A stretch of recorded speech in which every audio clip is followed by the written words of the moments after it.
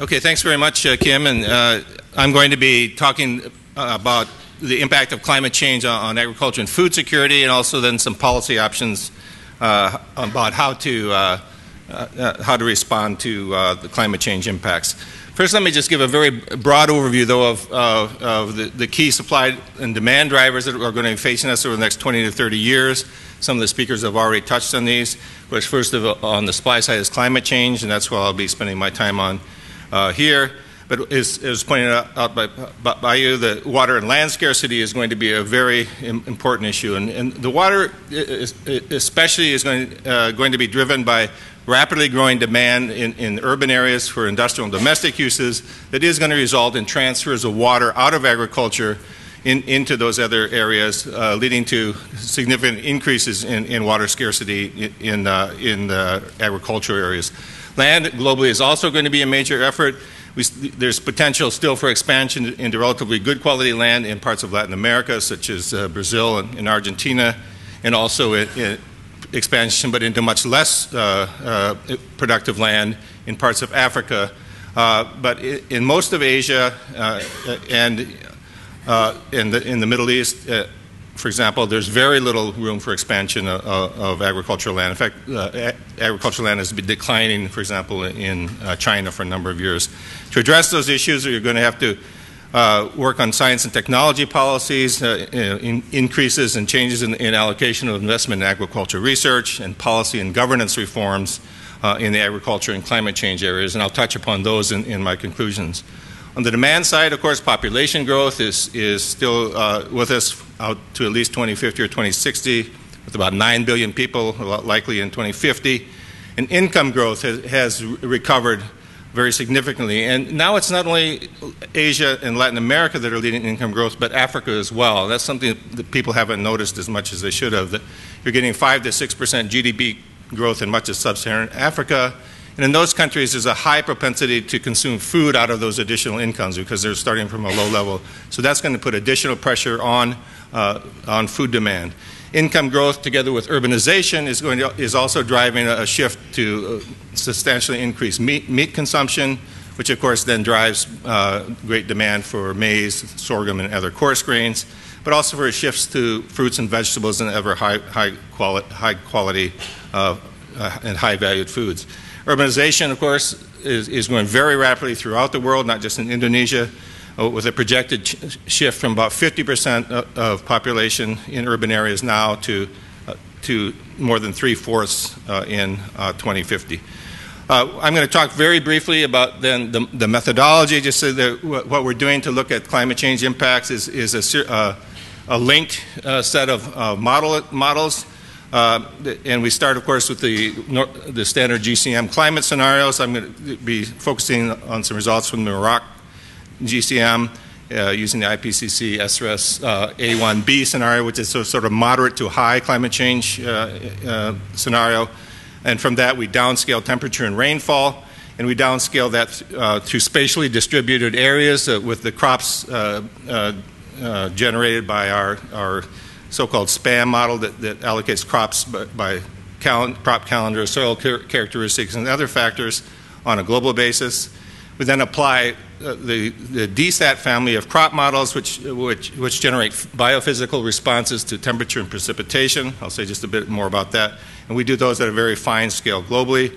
Those biophysical changes due to climate change are then fed into the IFPRI's impact global food model, which also accounts for global hydrology and for water simulations of demand by river basin and by sector. Just briefly on those DSAT models, to make clear what we're doing, we do simulate plant growth and crop yield by different crop varieties and types on a daily basis in response to temperature, precipitation, soil, fertilizer use, and levels of CO2 fertilization. So of course then to look at climate change, you can hold the other characteristics constant and focus on the changes in temperature and precipitation at that disaggregated level. To make it, of course, valid, we have to have quite a fine level of disaggregation, and so we do estimate these at pixels or cell locations, including like nearly 16,000 cells for maize and 10,000 for soybeans and rice, and 19,000 for wheat. So it's a fairly massive effort to run through these efforts. Results, Schengen showed a quick snapshot of some of the results for Southeast Asia. Now let's look at for a couple of crops on a global basis. This is irrigated rice, the impact of climate change out in 2050. Again, this is this Merak A1B scenario. If you look at the yellows are areas where yield losses will be 5 to 25% due to climate change. Red is over 25%. The light blue is 5 to 25% gains, and the dark blue is over 25% gains. As you see here, most of Asia is going to be hit fairly hard even by 2025, as is the African rice belts, by 2050. With overall production changes is about 11% in 2050 relative to a no climate change scenario.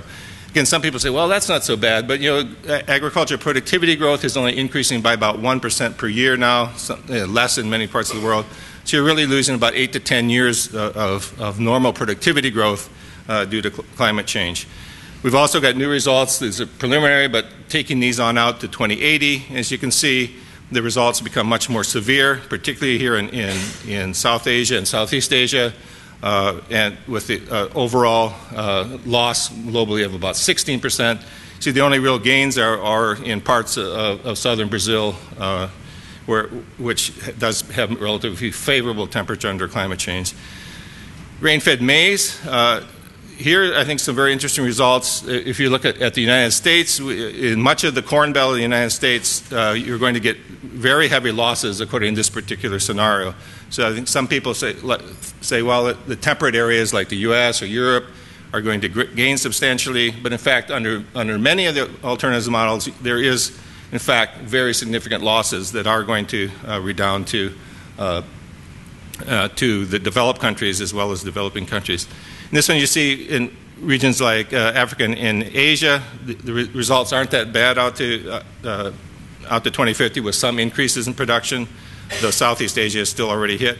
But look what happens by 2080, where you essentially reach tipping points in temperature gains for much of the world, and now you have throughout Asia and through many of the key maize growing areas in Africa, very large reductions in yields and production due to rain-fed maize, due to climate change, and Latin America is now hit hard as well. Look at wheat. Again, in wheat, the picture is somewhat mixed. In 2050, you see some gains in the U.S., but also very negative results for Europe and moderately negative results for India. Taking that out to 2080, again, you're seeing this long-term effect where you reach past the key temperature thresholds and get highly negative results, particularly in India, which is a very important wheat production growing, but also, as you can see, in northern China. Well, that's fast. Okay, those kinds of impacts, then those kind of physical impacts on yields are fed into IFPRI's impact model to look at long-term effects on food prices and consumption and food security. And here we don't just show the one scenario, but this is an average from 4 GCMs and 4 different scenarios. If you see with 2010 keyed at an index price of 100, you see, first of all, even without climate change, we're projecting strong long-term prices for these key commodities due to the other factors that I've mentioned before. But with climate change on top of that, you get another significant increase in prices on the red bar. Those higher prices, in turn, induce reductions in food consumption, both the direct effect through prices, but also through reduced income for poor consumers who have very large incomes pay a large part of their income for food. You can see region by region, there's losses everywhere. In fact, you get that climate change almost eliminates the gains under the no climate change scenario. Overall, about a 12% decline in calorie consumption in developing countries. In turn, this has a follow-on kick through impacts on childhood malnutrition. As you can see, first of all, again, under the baseline, the green bar, even that has really poor success in terms of reducing malnutrition. When you add the climate change effect on top of that, you get significantly worse results. And you can see even for East Asian Pacific, there's an increase compared to the 2050 no climate change, and sub-Saharan Africa will suffer badly. Let's go quickly then to just about, I think, 3 more slides here on some of the conclusions from this work and other work we've done. I think one of the key things that we're finding of a series of work started, in fact, with work funded by Asian Development Bank a couple years ago, is that to a large extent, good agriculture development policy is also good adaptation policy. So there's not a big conflict between working on climate change, adaptation, and agriculture development. But climate change is a threat multiplier, so that any given development goal will require higher investment to achieve. So climate change makes everything tougher to do in terms of long-term development. But sustainable agriculture growth in the hands of the farmers is really one of the keys to reducing poverty and also facilitating farmers to invest in adaptation and mitigation. On the margin, of course, there is there is a change in investment likely, with a need to move some, for example, agriculture research investment over increasingly to climate-sensitive traits and for investment in direct protection against climate variability and extremes.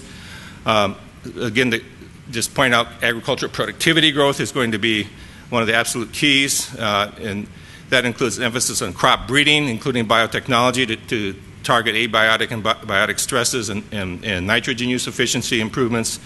But also management solutions at the farm level will be very important, including water harvesting, precision agriculture, which I think I suspect may take off soon here in Indonesia, minimum tillage and integrated soil fertility management.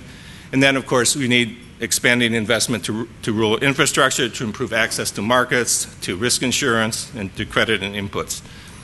Finally, I think adaptation is perhaps receiving the most attention these days, but I think it's also time, and we're spending time on this in the agriculture, in the climate change negotiations, that we do need to put more into looking at pro-poor mitigation as well. First of all, there has to be investment to clarify the sequestration and mitigation potential in agriculture. There's still controversy about that, but it needs to be resolved, and so the research is needed. I would also argue to begin with establishing regional centers for carbon trading that would provide specialized business services and local intermediaries, which would help compensate for the difficulty and high transaction costs in reaching small farmers here who are at a big disadvantage to, say, a mitigation program that targets a dirty coal producer in China or India. Simplified standards, including baseline monitoring and verification, are needed for small-scale carbon contracts, and there needs to be money put in, and this has to be big money at the global level through the UNFCCC processes to fund development and implementation of low-cost monitoring systems for mitigation. Thank you.